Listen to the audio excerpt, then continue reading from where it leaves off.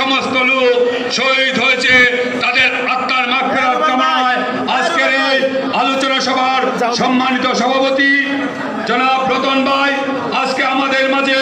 উপস্থিত হয়েছেন, যার গুণকীর্তন করলে এই সারাদিন করলেও শেষ হবে না, সেই আমার প্রাণপ্রিয় নেতা বিএনপির কান্ডারি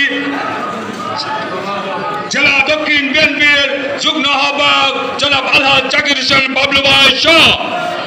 সমস্ত বিএনপি ছাত্রদল শ্রমিক দলের নেতৃবৃন্দ, সংগ্রামী সাথী ও বন্ধুগণ, দু একটি কথা বলে আমার কথা শেষ করব, মনোযোগ দিয়ে শুনবেন। আজকে এই আন্দোলনের মাধ্যমে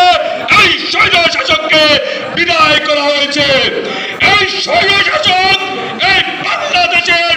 যেভাবে মানুষকে হত্যা করেছে, আওয়ামী লীগ এই বাংলাদেশ থেকে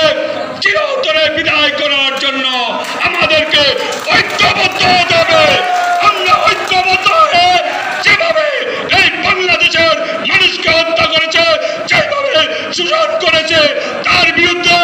বিএনপি, ছাত্রদল, যুবদল, শ্রমিক দল, স্বেচ্ছাসেবক দল জনগণকে নিয়ে আলহাজ জাকির হোসেন বাবলু ভাইয়ের নেতৃত্বে মুক্তাগাছায় আমরা দুর্বল আন্দোলন করে তুলে এই আওয়ামী লীগকে মুক্তাগাছা থেকে নিশ্চিহ্ন করবো। এই